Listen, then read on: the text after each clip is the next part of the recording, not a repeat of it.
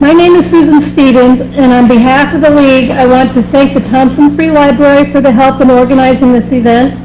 I also thank the Commons Energy Collaborative and Friends of Dover-Foxcroft for co-sponsoring. I want to thank our candidates and all of you for participating in this important civic event, and a big thank you to our local League members who are here to facilitate today's forum. We recognize and honor the current tribes who comprise the Wabanaki Confederacy, the Penobscot, Passamaquoddy, Massillese, and Micmac peoples who stewarded this land through generations. We respect the traditional values of these tribes and affirm their inherent sovereignty in this territory. We support their efforts for land and water protection and restoration for cultural healing and recovery. The League of Women Voters is a citizens organization that has worked since 1920 to improve our government and engage our communities in the decisions that impact our lives. The League operates at a national, state, and local levels through more than 800 state and local leagues in all 50 states, as well as in Washington, D.C., the Virgin Islands, and Hong Kong. The League of Women Voters of Maine is a nonpartisan political organization that encourages informed and active participation in government and works to increase understanding of major public policy issues through education and advocacy. The League stands for the rights of all people to be active participants in their government. We educate voters, empower people to participate in civil life, and advocate for policies that strengthen our democracy. The League never supports or opposes any political party or candidate. Membership in the League of Women Voters is open to people of all genders, backgrounds, and political beliefs who are age 16 or older and who agree with our foundational principles. If you would like to learn more about our work here in Maine, I invite you to visit lwvme.org or talk to one of us about joining the Highlands Regional Chapter of the League of Women Voters. Thank you.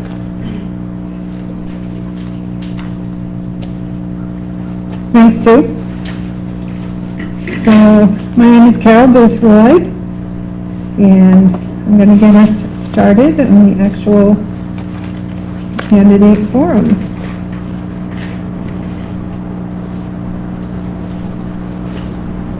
We want to thank our candidates for stepping up to be of service to our community.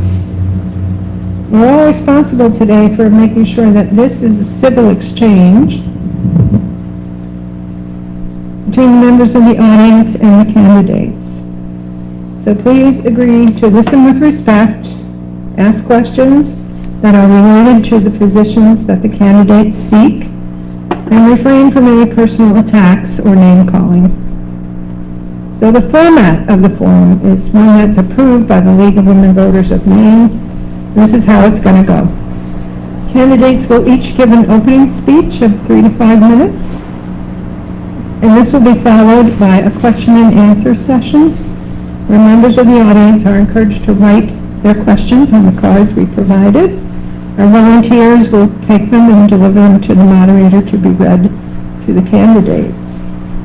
So please don't yell out your questions, write them on the cards and give them to one of our members for the moderator to read. And please keep your questions relevant to the authority that the select board members can exercise. Candidates, after the question and answer, candidates will finish with a brief 3 to 5 minute closing statement. Does everybody agree to abide by this format? Anybody disagree? Great. So we're here today to meet the candidates for 2 positions on the Dover-Foxcroft Select Board and 2 positions on the Library Board, and to hear their views on a range of issues. Both of these local elections shall be conducted on a nonpartisan basis without party designation. All the declared candidates were sent an invitation to this forum and given a convenient way to let us know whether they could attend. For those who are unable to attend, they were given the option of sending a statement, and all of the candidates who, for various other obligations, did send statements which will be read by the moderator. So we're going to start by hearing statements from our two candidates that are here today. I'm sorry, that are not here today for the library board. I'm just going to read what they sent. So Andrew Robinson, candidate and current town elected representative on the Thompson Free Library Executive Board. Andrew says, thank you to the League of Women Voters for hosting the candidate forum, and my apologies for not being able to attend. It has been a privilege to serve as the town's elected member of the Library Executive Board for the past 2 years. The library has a long and storied history, and to be able to be a small part of that has been gratifying. Several major projects have been completed in recent years, and they have made it easy to be an advocate. As a member of the board, I have been witness to the tireless efforts of Library Director John Lipp. Give him a round of applause right now.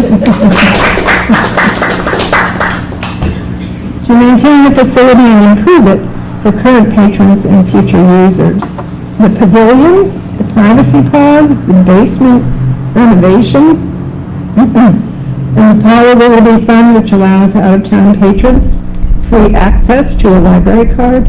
Just a few of the highlights from the last several years, and would not have been possible without John's leadership and effort in securing grants.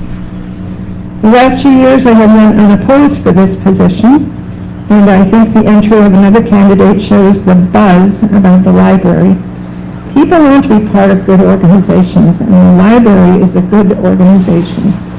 I have a great deal of respect for my fellow board members and the staff at the library, who I have learned so much from as a member of the board.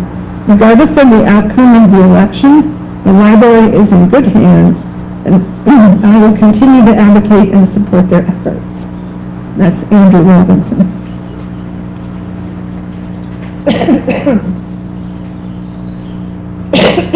The other candidate for the library board is Jennifer Sylvain. And she says, good morning, my name is Jennifer Sylvain. I'm running for the library board here in town. The libraries have always held a special place in my heart. Sorry. I grew up in Searsmont, a small town about 45 minutes inland from Belfast.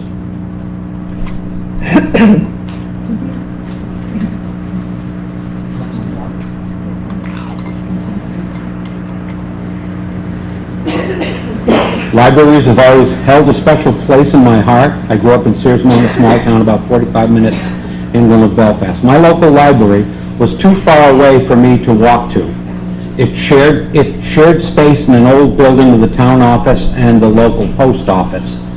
The library consisted of a single small room. Imagine my excitement when we moved here to my mother's hometown, where I could now walk to the library. A library that was not a single room in a shared building, but a building all of its own. Most of my time was spent here at the library, going on grand adventures and learning many new things. I've had the opportunity to work with a variety of nonprofits around town, such as Center Theater, the Piscataquis County Food Bank, and the American Legion. My hope is to take the experience that I have and use it to help our library to continue to grow. Whether a library is a single room or spans a whole city block, it is my belief that a public library can only benefit a community. I look forward to having the chance to help the Thompson Free Library to continue to be a fixture in this town. Thank you. And that's Jen Sylvain. Thank you.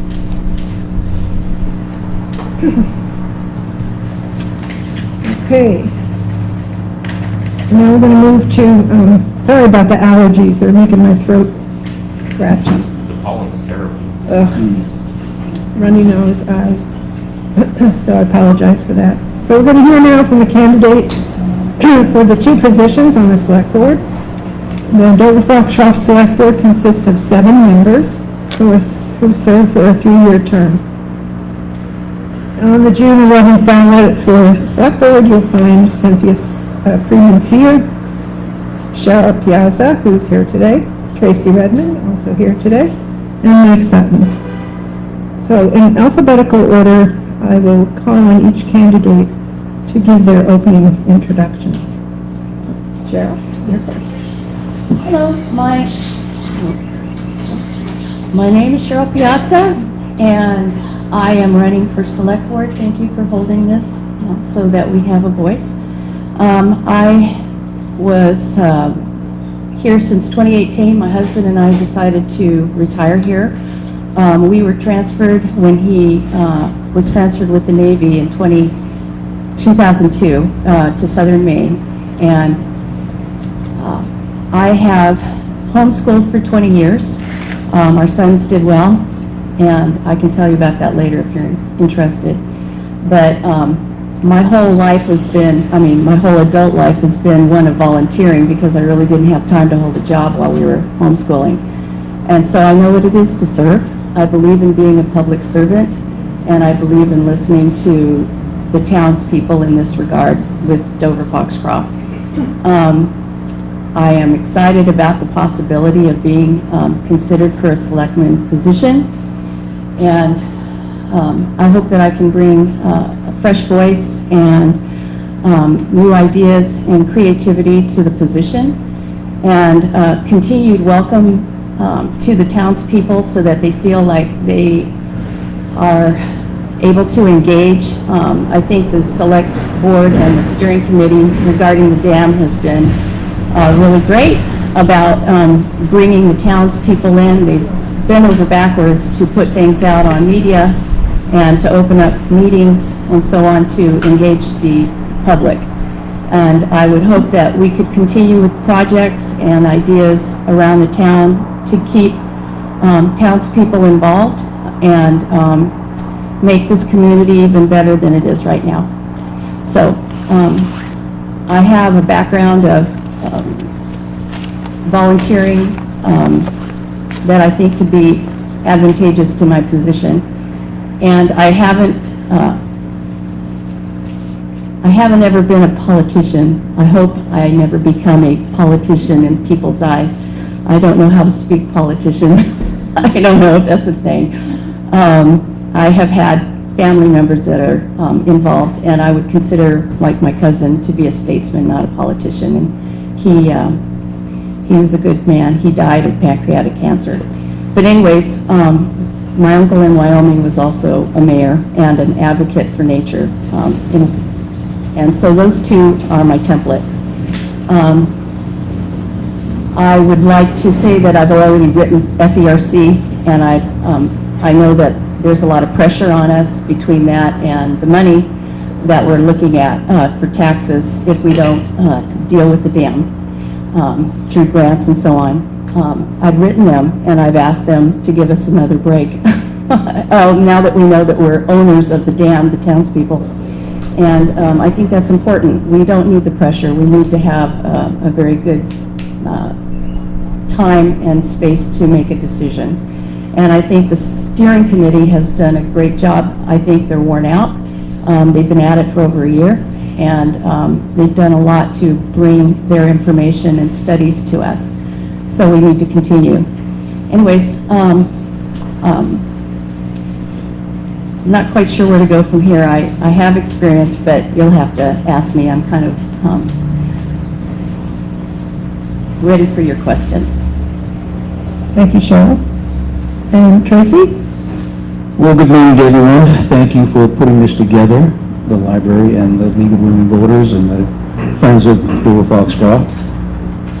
I am a lifelong resident of Dover. I'm born here, raised here. I've seen a lot of changes, a lot of things have happened.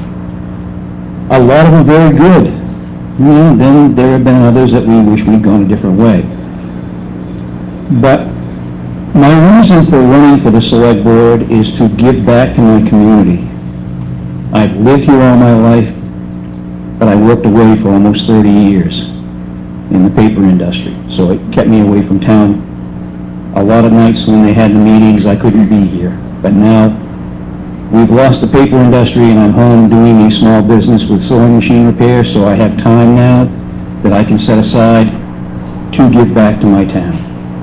And I think it's really important that more people get involved, if not running for an office, then just get involved, trying to help those that are elected do the things they need to do to keep this town moving forward.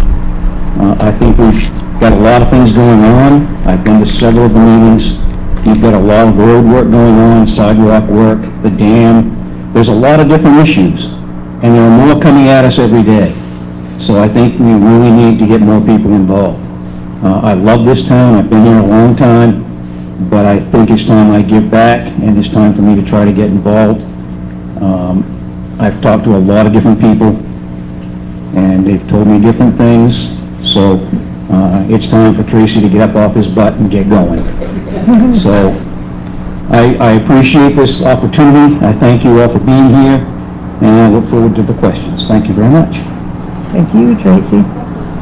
So as I noted, we have a couple candidates who are unable to be here, who are also running for select board.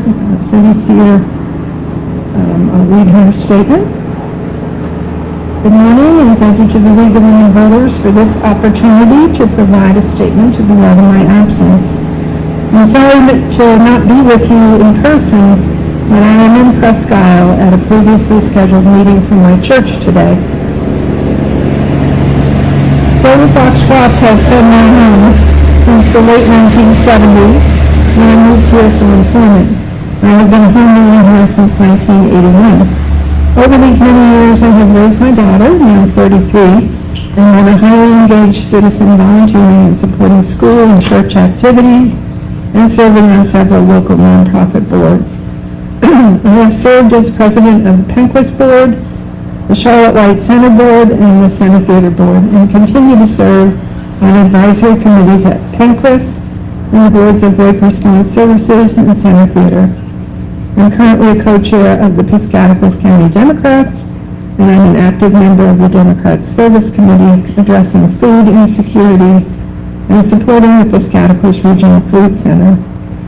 I am employed by Partners for Peace, the Domestic Violence Resource Center, serving Piscataquis and Penobscot counties. My entire career has been about supporting families challenged by domestic violence while advocating for social justice and change to create healthier environments for families. This work has taught me a good deal about compassion and collaboration, and a strong belief that it truly does take a village working together to create healthy communities for all of us to thrive. This belief led me to service in municipal government. I first served on the planning board when John Baddick was chair. Anybody remember that? What a learning experience. We developed our first lighting and sign ordinances, even before electronic signs were widely available. I ran for select board because of the need for more positive, forward-thinking leadership and to cultivate opportunities for our wonderful town, nestled in the Piscataquis Valley. And this is why I'm running this year. We have so many opportunities ahead. We are in the midst of exciting work with Maine DOT to create a safer, pedestrian-friendly downtown. We hope to have access to funding to create a redesigned Monument Square, and we are building new bridges in more ways than one. Of course, the other major opportunity for our town is the removal of the Mayoral Dam. Working in partnership with the Atlantic Salmon Federation, the Nature Conservancy, NOAA, the Penobscot Nation, and other partners, we have the opportunity of a lifetime to create a community focused on a free-flowing river and a downtown that will welcome residents and visitors alike to gather along the banks. I look forward to being part of it all. Please feel free to call or email me with any questions at the contact information listed on the town's website. Cindy Seer. Do you want to read mine?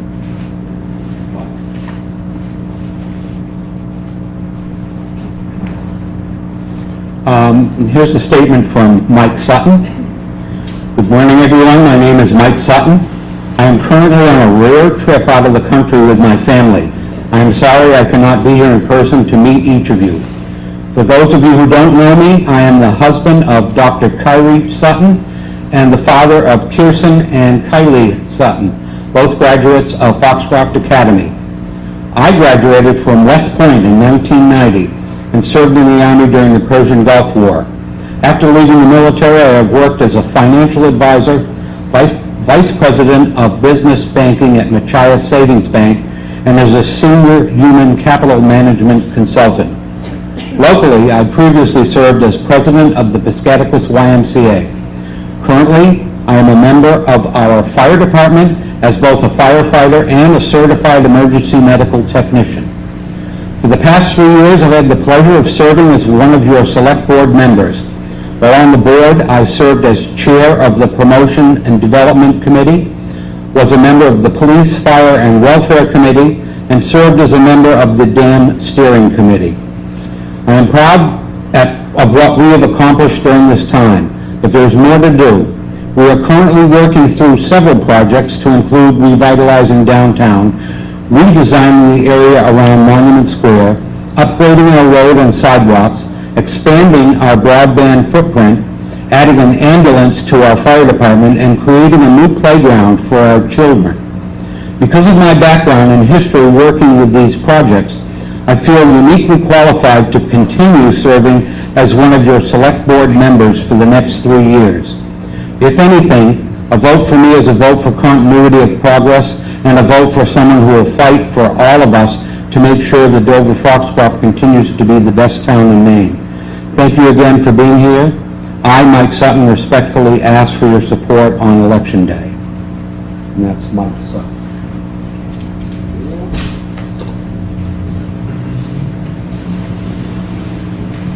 And now back to the live action. Now that our candidates have introduced themselves, the audience is encouraged to use the cards that we gave to you to ask questions of the candidates. Please give your name at the top of the card. Please indicate if your question is for one or for both of the candidates who are here. I'm going to turn this over to Eric. He's got the better voice, and he'll read the questions from the audience, and then the candidates will answer. You have about 40 minutes to complete this part of it. So, Eric? And I have a few cards already, but I'll remind you, if you can fill out as many as you want, just raise your hand. Sue will make sure you get cards and pens so you continue to send questions if you have more. So the first question I have, thank you. First question I have, actually from two people. They're both directed to Cheryl, and they're both similar, so I'll ask them basically at the same time. These questions are from Deborah and Kathy, and one asks, what have you done in your past that prepared you for a position in local government, and what experience are you bringing to the table that will be of benefit for the town of Dover-Foxcroft? So I know you touched on some of this, but again, you can elaborate. Okay, how much time do you have? When my husband got into the Navy, that was a turning point, and he did serve in the Persian Gulf War too. In fact, he's a submarine hunter. If you guys have ever seen the movie Hunt for Red October, Jonesy, the guy who was hunting submarines, that's what my husband does, and he's sitting right there. Anyways, he did it, Jonesy did it from a submarine. My husband did it from the platform of an S-3 and from the brains of a carrier. And he didn't tell me for 6 months that he was in the second wave that went into the Persian Gulf War. And that would have been nice, although I was praying for him. Anyways, I had kind of fallen through the cracks as a Navy wife, new to everything. And I swore to myself that I wouldn't let that happen to anybody else, because it was in the middle of this war. It was high tension, and we didn't know, what was going to happen next. And so that kind of motivated me. Plus, my husband, he had a secret clearance. It's like, I could tell you, but then I'd have to kill you. So I found other ways to support him, and I also had children. So while we were homeschooling, it was difficult when the in and out workup cycle before the deployments, which he's gone on 5 of them. to the Persian Gulf, and different training and so on. It subtracted about 6 years out of our marriage, almost to the day. I counted it once because I keep calendars. And we were very happy to be involved with something larger than ourselves in serving our country. And I say us because it took all of us. The families keep the home fires burning, and we do a lot behind the scenes. The husbands, the sailors, the wives, everybody out on the carrier and the battle groups are fighting for the ones back here and protecting us, protecting our freedoms. It's very important. So I digress. Anyways, this leads to me finding places in squadrons to support. So I have been a command ombudsman. We had a training facility that we hit twice in his career, BS-41 in San Diego. We were there for about 10 years before we were transferred to New England, and we were glad to. Thank you. And so I dealt with problems, and I also, we were the Shamrocks, and so we had Shamrock events, and so while the squadron was training 600 plus sailors, I was training families and dealing with problems of newbies, and that was very important because we were able to break it down, show them the importance of who they were individually and their sailors. We did tours. They had simulators that they had experience with. They opened it up. The command on down spoke. It was very important. It was very collaborative, very engaging. And so that we did a number of those. I was also Wives Club president, kind of thrown into that position, and I wouldn't accept male bashing or Navy bashing, and if you know, they wanted to do that, they could just go elsewhere. We had a great group. We were very productive, and we kept our sailors very motivated and encouraged while they were deployed. And it took a lot of work. We made sure things, Christmas presents for every one of them were on the carrier before they even left. Huge box. Community support that helped provide those gifts. Civil Air Patrol, I was involved with that because of my kids for 10 years. I did a conference, and that also was very engaging. National loved what I did, and the best referral I ever got was from admin from the wing, and it was very well attended. It was over a weekend, and so I feel like I can bring these things to the group. We can expand out into the community as you have been doing, helping to pull people in, get them excited and motivated about different things, and just continuing the work that you guys have been doing. I homeschooled. My husband helped me, and our 3 kids did well. Our oldest is a nuclear engineer, and he said, I was really proud of him when he said this. He went to RPI. It was on a scholarship. We were enlisted, not officer, and they all came out with scholarships. We knew we couldn't afford college, and so they worked very hard to, you know, gain the title deed of their own education, basically. And so he got a Navy scholarship. He was at RPI, and he said, I wanted to give the taxpayers their money's worth. So he did a dual major with nuclear and mechanical engineering. Our second son was appointed to the U.S. Air Force Academy, and he came out with Intel. Unfortunately, he passed away a few years after while in service to our country. Our third son went civilian, and he earned the National Merit Scholarship, which he traded in at WPI. He loved robotics, and so he became, he earned a 3-way major of computer science, robotics, and electrical engineering. And they're married and have children. So that's my background, and that's why I think I can serve. Thank you. Thank you, Cheryl. The next question is for both. It's from Sean, and he asks, what would you do to make Dover a destination instead of a pass-through town? And we'll start with Tracy with this.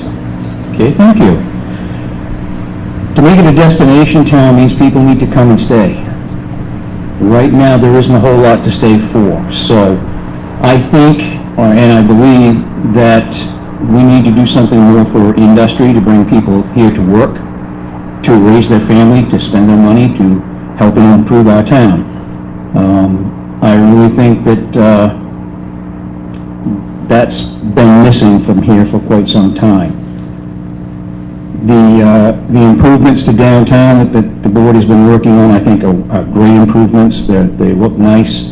It'll improve the town. It'll entice people to come. But we need something to make them want to stay. And I think in order to want to stay, they have to have work to come to. And we don't have a whole lot of that in this town.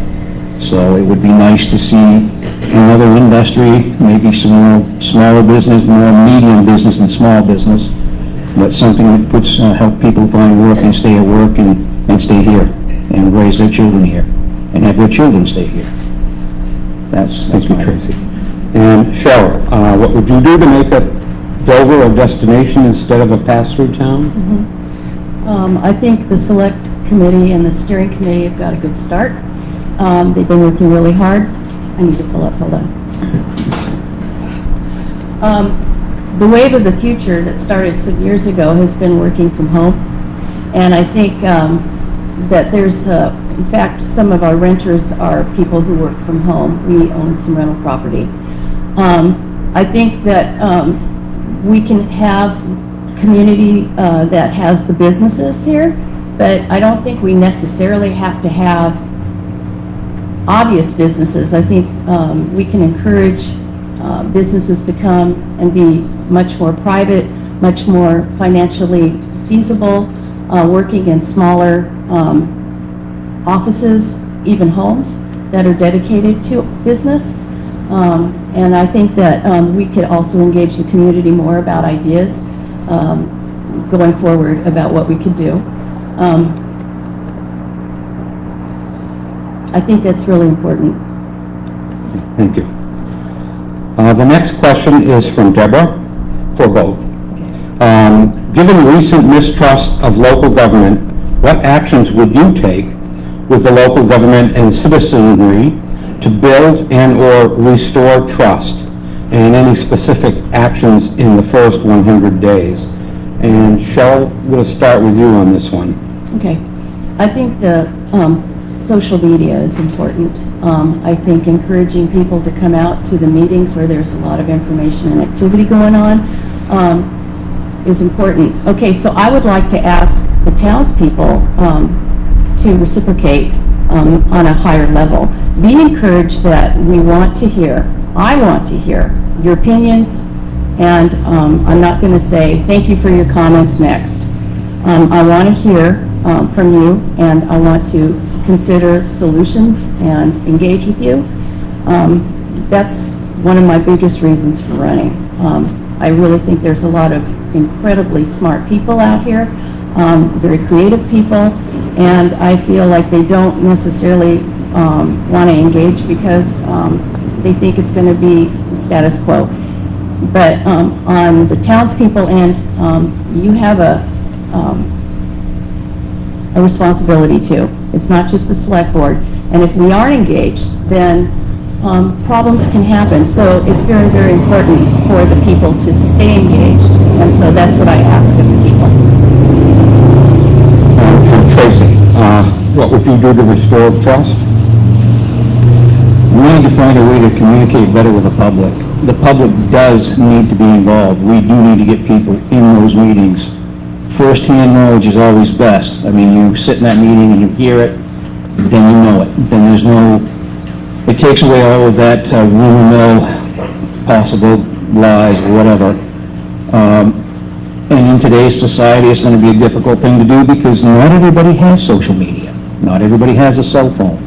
Not everybody has access to Facebook or web pages. So it's going to be a difficult thing to do. I think we need to get back into finding out where people are getting their information from and use those resources to communicate with them. But people do have a responsibility to helping run this town. People need to come out, they need to sit in those meetings, and they need to get the correct, proper, first-hand information. That takes away all the other stuff. Once you hear it, once you've sat there and you've heard it, no one can tell you different because you already know what the information is. Something more, Cheryl? Yeah, I had an extra.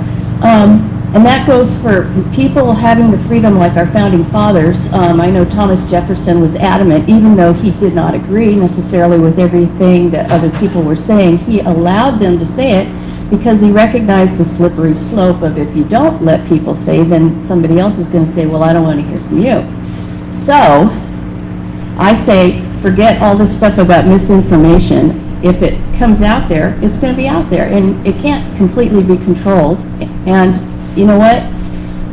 That's another point for people to just simply show up at the meeting, show up at the activities, and get involved so that you hear firsthand, and it's not cut and paste of somebody else's perception. It's really necessary to be involved to hear it originally. Thank you. Next question is from Sean, to both of you. And do you support a hotel in Dover-Foxcroft? And we'll start with Tracy on this one. Okay, thank you. A little bit conflicted on this one.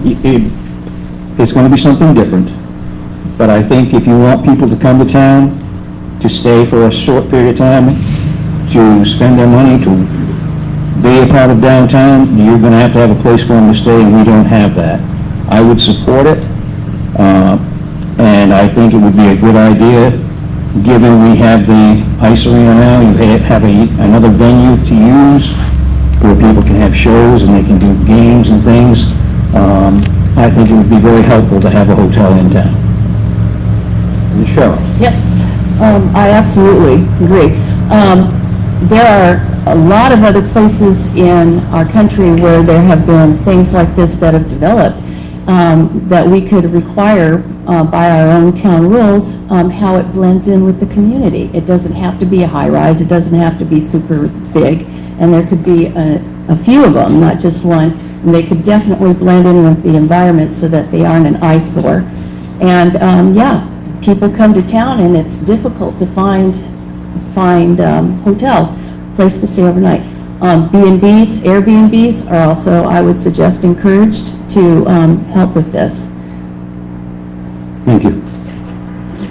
Next question is from Carol, and she asked, in a few sentences, can you tell us what your vision for Dover-Foxcroft is? And Cheryl, I'll start with you for this one. Okay, vision. I think that's going to definitely include the general public. Townspeople, this is part of your responsibility to put in, and it's not just up to the select board, so we want to hear from you. The vision is, I would really love to see healthy development, but once again, it needs to blend. It needs to have a balance between business and nature. It can't all be nature. It has to respect the fact that we're here, humans, and we have to respect the fact that there's fish and environment with the dam and everything else.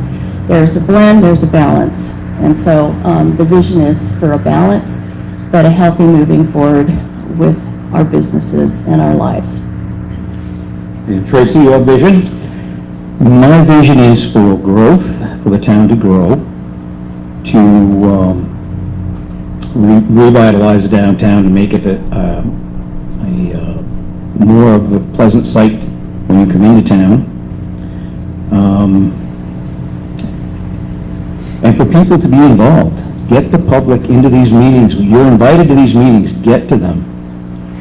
Sit in them, listen, get the right information first, and let's move forward.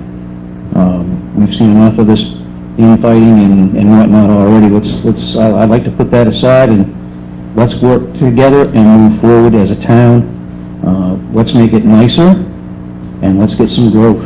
I think it's time that this town started to grow a little bit. It's kind of stagnated. Thank you.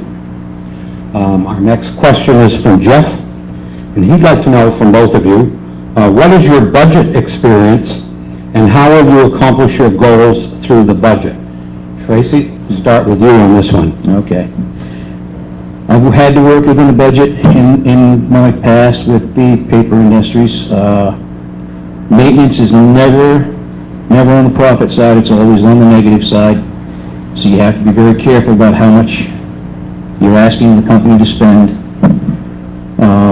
I would work very hard to stay within the budget that's allotted, and if we have to make cuts, then I would have to agree to the cuts necessary to stay within that budget process. I don't believe in overrunning budgets.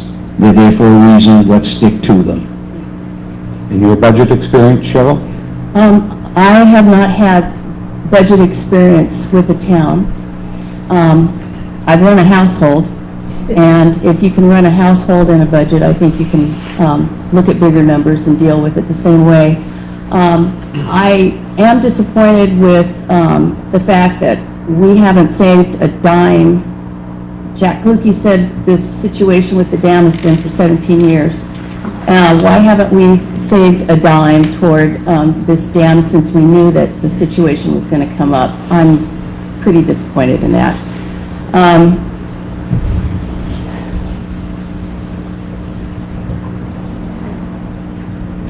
at a loss. I think I need to get experience, and I learn as I go. I would really like to take a look at the budget, and if I'm a selectman, I'm entitled to.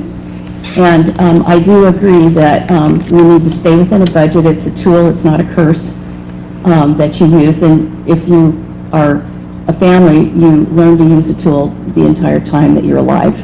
It's just the way you spend less and be able to save. I'd like to see the town save and be devoted to new projects, not just the ones that we have. Thank you. I have two questions from Jane for both of you. Her first question is for both of you. What do you do for fun in your free time? Start with Cheryl on that one. Recently, I've been not having a whole lot of fun. I've been dealing with a trust for my parents and a very, very difficult situation with that, and also taxes that are ours that, thank you that the taxes have been put off till June for this area, and also the trust. So my nose has been to the grindstone being responsible and doing that. But my husband and I enjoy going out and kayaking, especially him. He's on the Piscataquis River just about every day. And we like birds. I also like collecting miniature bears and teacups. So if you have extras of those, I'll take them. But no, I love getting out in nature. I love hiking to waterfalls. And I love nature. So anything we can do to be part of that is wonderful. So when I finally get done with the trust and the taxes, I think I'll have a little more fun.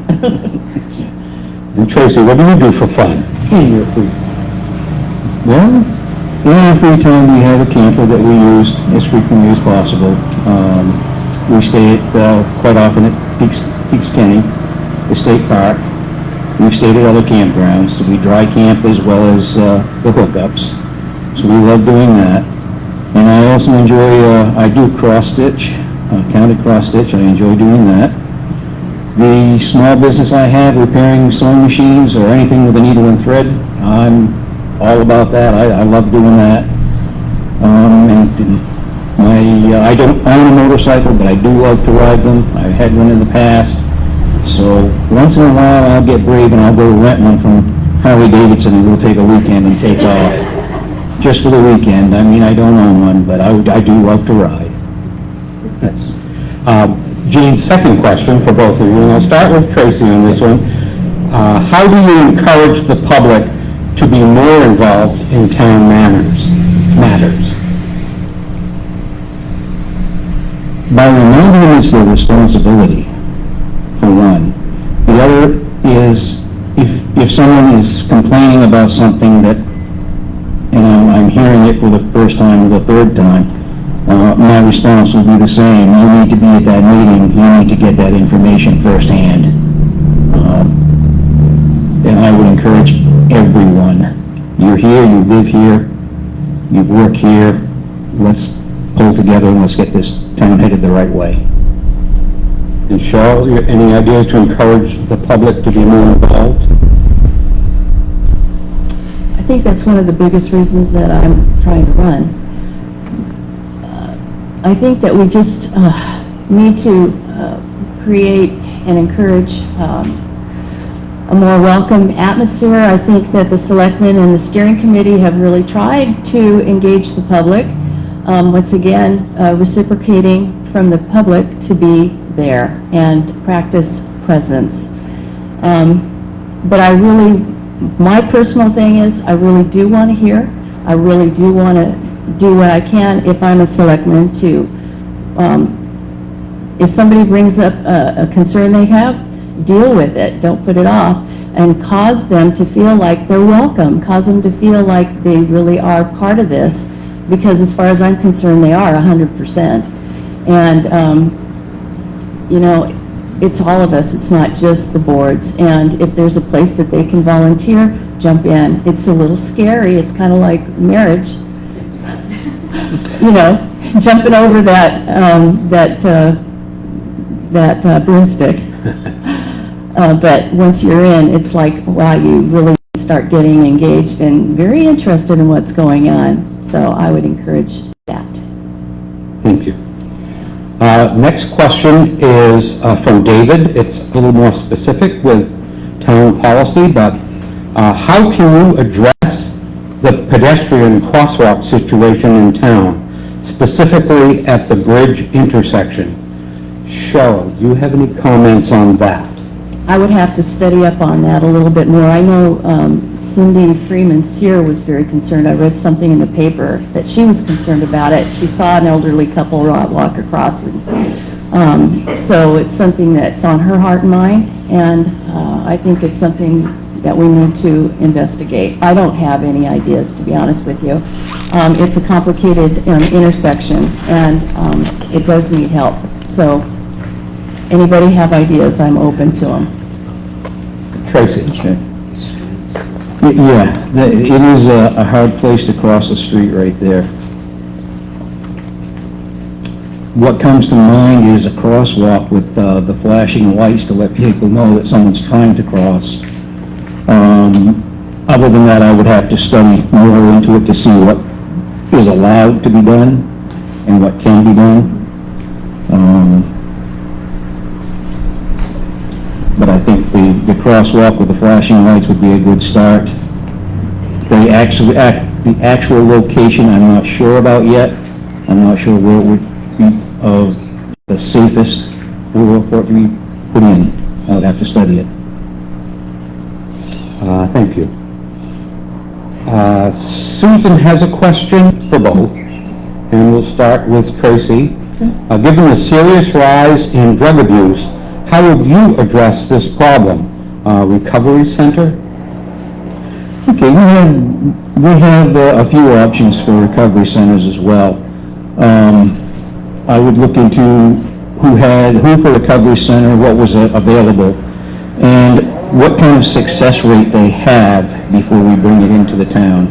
You want to make sure you have a good recovery session, agency that has a good percentage of success rate. So that would be one of the first things I would look at. What agency has the best success rate, and then try to get that into town to help us with the addictions. And Cheryl, any thoughts on how we address the drug problem and how it may relate to a recovery center? Yeah, Dover-Foxcroft is not the only place dealing with it. It's pretty widespread. And it's only getting worse. And now we have fentanyl, and we have mules that are coming across the border. We have the illegals that are coming in droves. And our world has changed, and it continues to change. I think that it would be a very good thing to connect with other towns and do a corporate investigation and outlets for a recovery center. And I certainly don't agree with a place. I really am glad a while back that Dover shut down the idea of having a needle dispensary in town. That was, thank you, townspeople, for saying no to that. I don't think that's a good idea to encourage it. I think that they really need to have rehab, and anything we can do to encourage rehab and getting them away from the addiction is important, because when drugs enter the scene, a personality changes, a person changes, and the churches are on it. We're having a thing in June, and it's called the Cure Tour. I would encourage people to look into that through our church, Calvary Chapel, Main Highlands. And there are significant changes that happen from the inside out. And take a look at that. Thank you. Thank you. Next question for both of you, and I'll start with Cheryl on this one. This is from Representative Perkins. He'd like to know from each of you, how important is the subject of government transparency to you? 100% important. And Tracy? Absolutely, it has to be 100%. If the people don't trust you, they're not going to work with you. Thank you. Next question is from Leslie. How will you work to engage the community in a positive way? Tracy? Communication. But like I said, we've got to find a way to communicate with people. We've got to find out what they're using as their means of getting information, and then start using that means to get the information from the town and what they're working on into that media, so that they know what's going on. I really feel that there's a big disconnect in here with the ages of the different folks in town. Everybody does it differently. So we really need to look into that and figure out how to get that done. Thank you. And Cheryl, how would you work to engage the community in positive ways? Practice the power of presence. I would really like to be out there talking to people, one-on-one groups. I think the kids, they'll always be kids to me. I'm going to be 65 in September. The kids need to be engaged. FA, it would be nice. I think they have the Key Club and things that are connected with the Kiwanis. Have people come out to that. Maybe we could speak to them at their pep rallies and so on like that. And the next generation is important. Do the people in town want to talk to us? I hope they do, because I want to talk to them. Leslie has another question for both of you. I'll start with you, Cheryl.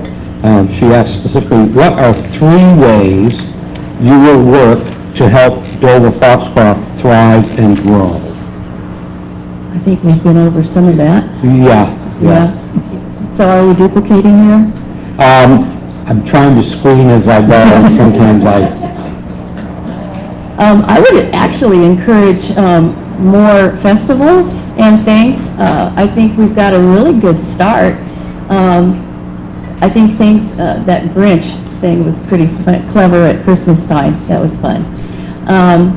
There's things about the nativity, engaging with Christmas caroling and things like that. Just activities that we can do as a community. And the more we're out and about and active, that's one of the reasons we moved here, was because we felt it was safe and active. And even though the availability in some areas is limited, we also have some very devoted people, like the doctors. I'm seeing one right here. That's an awesome person. Dr. Chandler is in the office, in the group here. Thank you, doctor, for all you do. And so the availability is here, and now that we have the Katahdin Valley Health Center, that's even more helpful. Thank you that we have a hospital, and we're concerned about that, because if you've read Epic Times and the Flatliner, and you've listened to that documentary, rural hospitals are on the decline, and that's very concerning. It's a very important thing that we need to have a hospital, so that's something else that I'd like to look into. But yeah, anything that we can engage the public, and more festivals and things like that would be a lot of fun, and it would be a morale booster, and just engaging is just fun, being with people, being with each other. We need it. We're social animals. And Tracy? And go to church. 3 ways to help Dover-Foxcroft thrive and grow? Okay. First and foremost, work with the public, the people, talk with the organizations and these business people, find out what their needs are, what they need, help them grow, see if we can provide some of that help.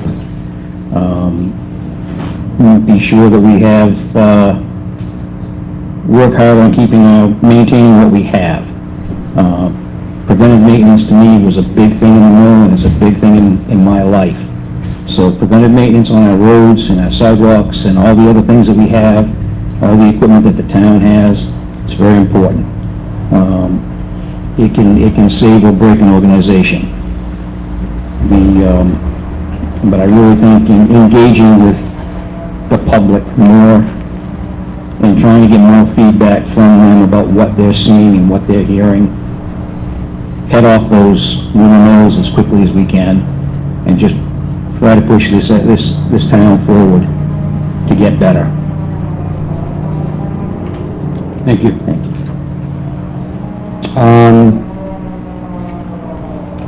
I have this question from Carol. I'll start with Tracy on this one. Okay. How would you address abandoned and dangerous buildings in Dover-Foxcroft? Okay, this has come to my mind. My wife works in code enforcement, so it's fresh in my mind. So, but it's been a good thing. It's been a good thing. I've learned a lot about code and enforcement and all that stuff. The abandoned building issue, let's face it, if it needs to come down, it needs to come down. If the foundation's not there, then it needs to be brought down. It seems to be a growing issue in this town for some reason, and I think it has to do with the town not growing. So we need to do something to help with that abandonment, and then do something with the property afterwards to get it into the hands of people that want to build and want to pay taxes and take care of that property as well. That's where I'm at. Thoughts on dangerous and abandoned buildings, Cheryl? Okay, yeah, if you vote for Tracy, you get a twofer.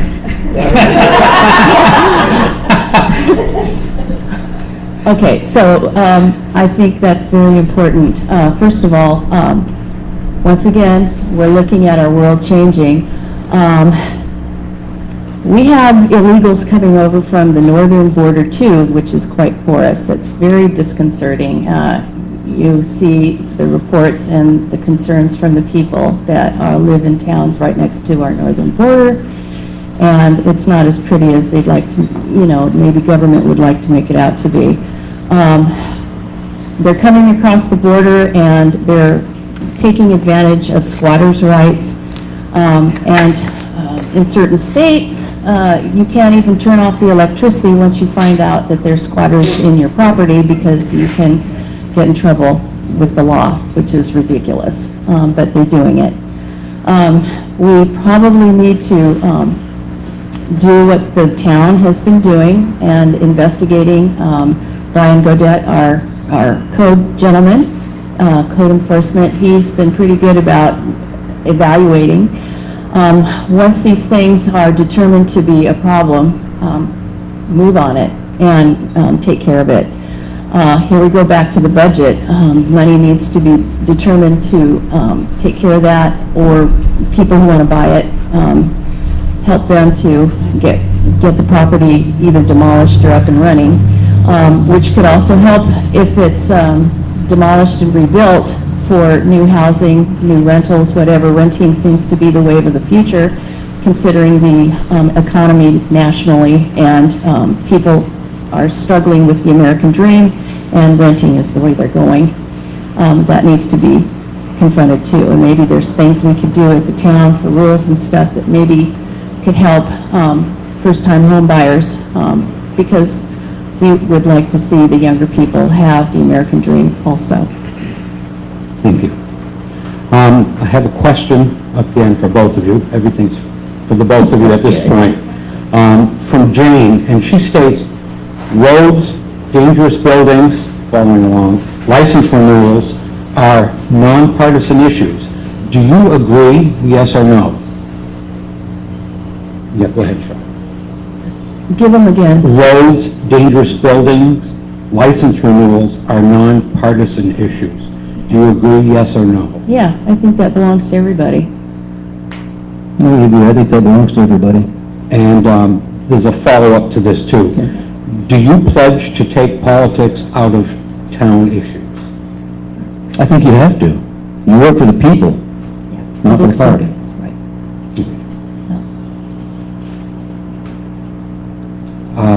Question from Leslie. Would you support new affordable housing in Dover-Foxcroft?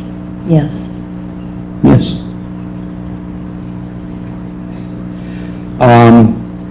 Question from Jane. What's your definition of getting involved with town issues and list ways?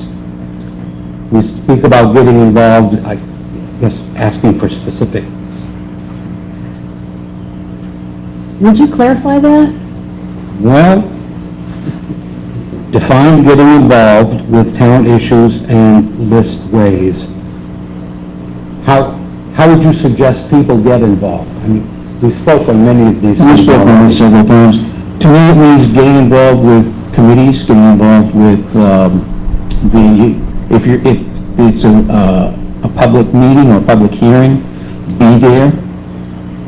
You can volunteer for different organizations to help with the town to move forward, to clean up, to take care of abandoned buildings, to take care of other things. There are volunteerism is a big thing, and it's something that I volunteer for the Fair Association every year for the horse pony ring, and I work with my wonderful bride with the needle and fancy work booth setting up. So there are ways to get involved. There are organizations you can get involved with, and I think that's really important.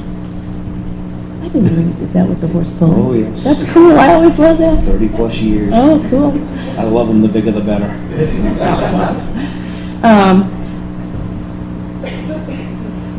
I have some quotes that I want to share. Okay, one is 17 words. Do all you have agreed to do, and do not encroach on other persons or their property. And that is the basis for common law. Also, John Maxwell Edmonds said, when you go home, tell them, this is of veterans, tell them of us and say, for your tomorrow, we gave our today. We can't forget the vets. My husband is a vet. We know many. They sacrificed. My dad was a World War II vet. Many of you guys are connected as well. It takes all of us, and it's imperative that the people are involved in this. That's how this country is run, and self-government, self-control is important. We also can't just depend on everybody else. We can't depend on the government, and we shouldn't perceive it that way. I think it comes down to us instead of depending and expecting. Yeah, there's town heads, and there's different levels of government. Thank God for our founding fathers that put all that down. But I also have my own perspectives on like DEI and handouts, and I am passionately for life, liberty, and the pursuit of happiness, and you should know now that I believe in equal opportunity, but I do not believe in an equal result. If somebody has to have their hand held their entire life to have an equal opportunity or a result, then I don't agree with it. They have to have their own efforts put into this to make them succeed. And it can't just be on somebody else's shoulders. Everybody must bear their own weight. Sorry, that's what I feel. Thank you. This question is from John. He'd like to know, this may be a little redundant, but like to know what your thoughts are on the housing market in town with regard to property values and affordability for families who are renting or looking to buy a home. Cheryl? I think I touched on that a little bit. Nobody in the audience knew what everybody else was writing, so. I'm not sure what we can do, because I haven't been a selectman before. I don't know what we can do. Do you have Mr. Lazat's in the audience? And one more, I don't know your name, Conroy? Yeah. What can be done about that? Is there some sort of a cap? Is there, I mean, listen to me. Okay, so we were stationed in San Diego for 10 years before we were transferred here to southern Maine area. Believe me, the housing prices here are a drop in the bucket, which is also part of the problem, because people come in with cash and they buy, but it's common. I mean, it happens everywhere. My relatives in the Central Valley in California, they were pushed out to the foothills of the Sierras because of the same problem. People from the Bay Area would come in and buy cheaper housing in Central California and push out the locals, and they resented it, and with good, you know, they had a right to resent it. And I would hate to see that happen here. The people in Kittery were pushed out because of property taxes going up, and people who had inherited a land that they wanted to keep, and they'd been 3 generations, were pushed out because they couldn't afford the property taxes. So I don't know if there's a way to do that, but I think our responsibility to deal with the budget, I'm sure I'm very naive as to property taxes and the needs of the town at this point. But like I said, I need to learn, and so we'll do what we can. Yeah, I think that needs to be addressed, absolutely, because people up and coming deserve the same choices we did. And Tracy, any more thoughts on affordable housing and regarding property values and affordability? A lot of that, I believe, is economic driven, which makes it very difficult for a town select board to do much with. I do think that if we could put our heads together, we probably could come up with something for affordable housing for people. But how you would bring the rent and the prices on housing down is something I'm not aware of how to do yet. Something I would need to study and look at. Can I say something else? Sure. Like in Kittery, they have the base there. My husband worked as DOD after he retired from the Navy, and the housing prices there in the last 3 to 5 years have shot up crazy. I personally resent the fact that the people who own the rentals continue to raise the rent. Why? Because they can. They have people over a barrel. If people want to be relatively close to the base, they're just going to have to pay the higher prices. And I have a problem with that.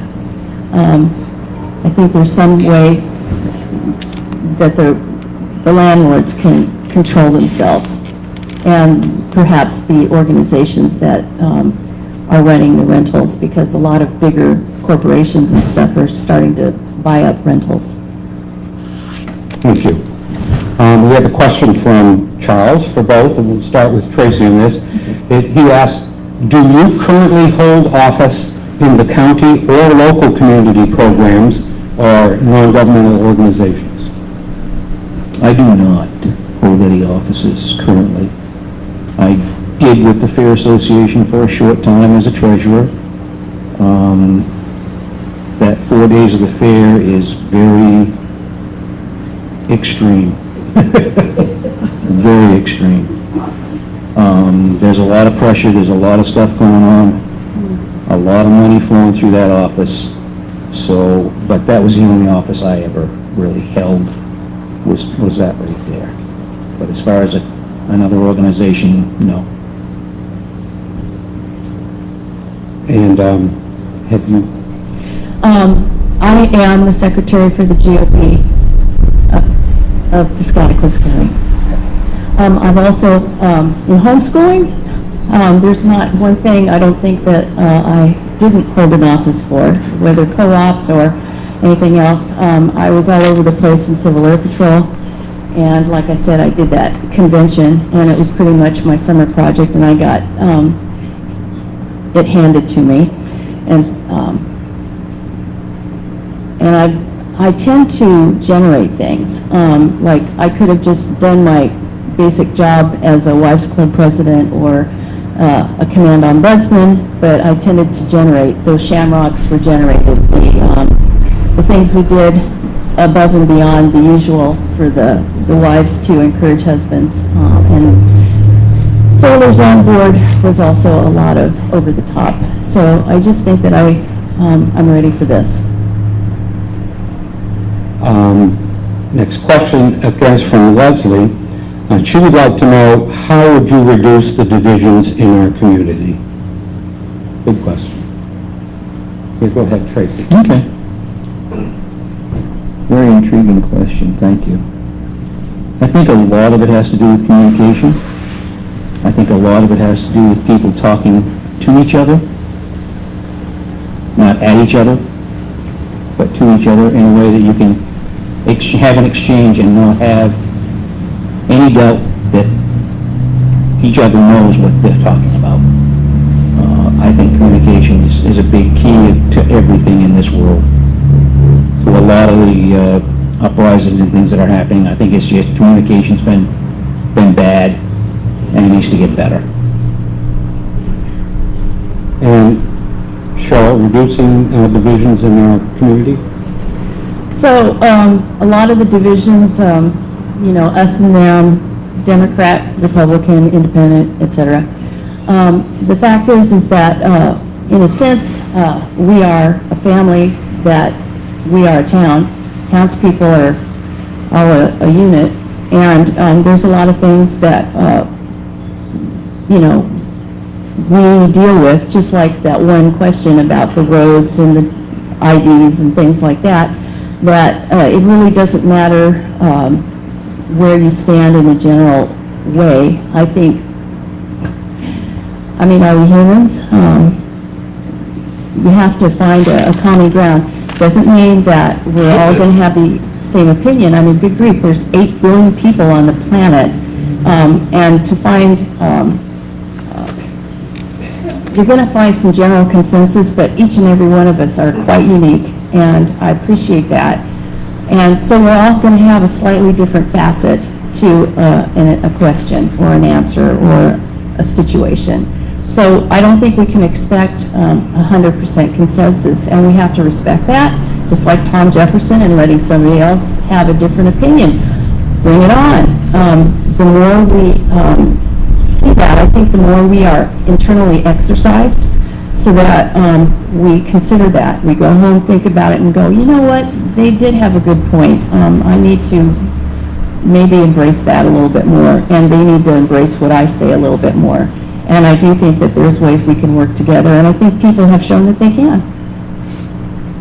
Thank you. And the last card I have here is from Sean, and he asks, with members of the current board present in the audience, the Friends of Dover-Foxcroft would like to bring forward a presentation in the near future for the creation of an economic development committee. Do you support the creation of a new board-approved committee of citizens and economic stakeholders to help craft an economic development plan for Dover-Foxcroft? Cheryl? Why does it have to be official with the town? Why can't you just do it as a grassroots? Does it have to go through all the channels of officialdom to have effect? Lionel created one recently, and the town board did have to be approved like the climate change board. And that's what we would like to present, because we don't have an economic development committee underneath the board. It was part of a separate committee. So What would it include? citizens, business owners, stakeholders that come together that work for development of the town. PCD works for the whole county, but I think the town, our size, needs its own economic development committee in order to focus on Dover itself, to get people together in our town and to focus on how to drive, like Tracy said, that economic growth. And Tracy, do you support the creation of such a committee? You did say board approved. The question was written as a new board-approved committee of citizens. Okay. I think if it's board approved, I think it would be a good idea. I think it would be good to get the board to come aboard, or get on board with it. That way everybody's working together. Yeah, I could support it. And that's the last question I had. So I believe we'll wrap up this section. Thanks, Eric. Good questions, everybody.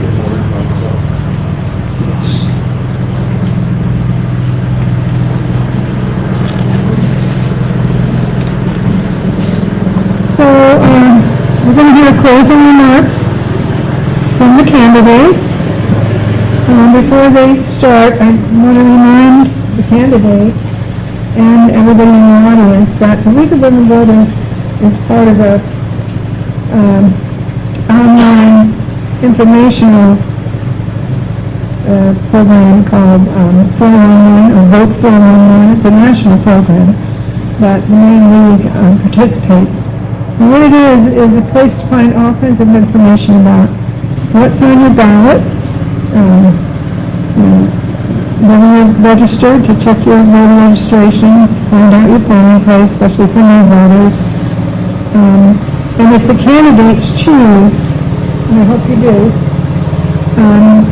they can have information on the voteonline.org platform so that voters in the district that they're running around the town can look up and, see how they feel about certain issues, or just have a statement about themselves and their background and so forth. Something like what you gave us today would be good for one. So encourage that, and there's a little QR code in case you're interested in looking up more about 411.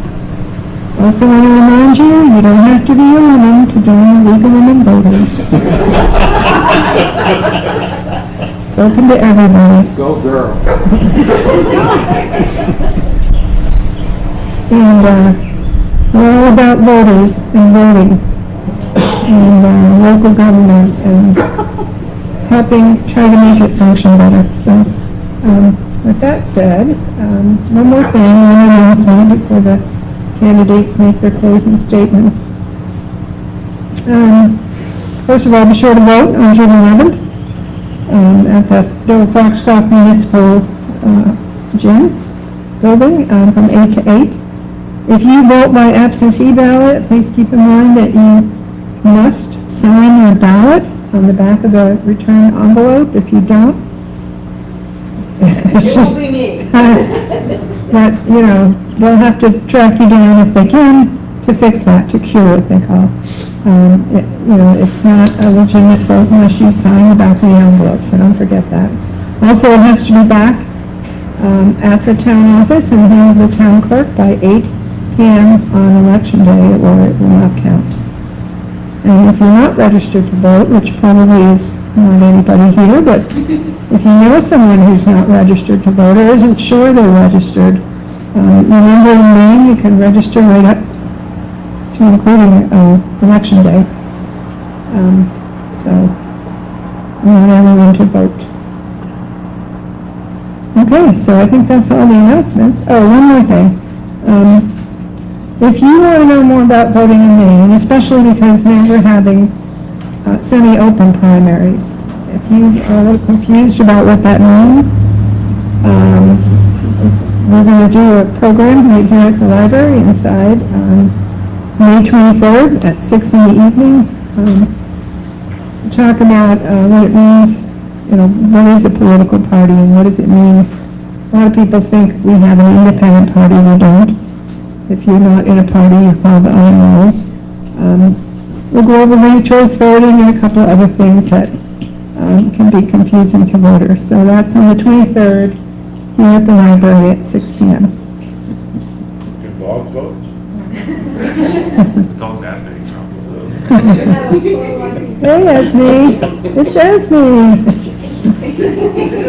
All right, so we're going to hear closing statements from our candidates.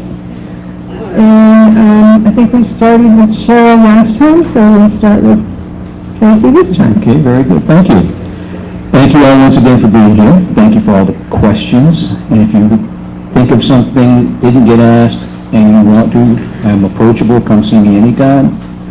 Grocery stores, I don't care where it is. You can stop me anywhere. Just ask me the question, and I'll do my level best to give you the best answer I know. Wasn't sure really how this was going to go today or how I was going to feel about it, but I feel pretty good about it. I feel like we got some of the things out that you folks were concerned with, which I hope those questions were answered and you got the answers you wanted. I look forward to the election. I look forward to seeing all the faces out there. I would like to ask you all to get anyone that you know in Dover to that election as much as possible. It's very important that these elections are attended and people vote, get their voices heard. I appreciate your time and I thank you for your support. So my name again is Cheryl Piazza. I don't have experience as a selectman, but I feel like my background could put me into a good position. I learn quickly as I go. I think that's been evident. And I believe in this country. I believe that it's a country under the rule of law and order. And I do believe also that the people have a lot to do with that. It's how we were set up with self-government, self-control. Government needs to become the conscience of those that don't seem to have one or have forgotten theirs. But I do believe in less government and more about the people, and it can get to be kind of a quandary if there's too much government. But it's a necessary part of our country, very important. And I think that, whoops, there goes cards. I can be a part of that in a positive manner. So vote for me, Cheryl Piazza, June 11th. Thank you very much. Well, I think our candidates, it's not the easiest thing to have questions coming at you and you're not sure what they're going to do, but you do a great job, and let's give them a round of applause. And thank you all, and I especially want to thank John. He's always great with tech for us. He's been live streaming this on the library's Facebook page. Yep. Do we know how many people were tuned in? Facebook's gotten weird with stats, like it says no one is watching, but then people will like it or share it at the same time, so it's hard to tell. But I'm going to have it up on our YouTube page too afterwards, so you can watch it there. So, thank you so much for coming. Encourage everybody to vote. Remember, it's all about voters. So, thank you so much. Thank you.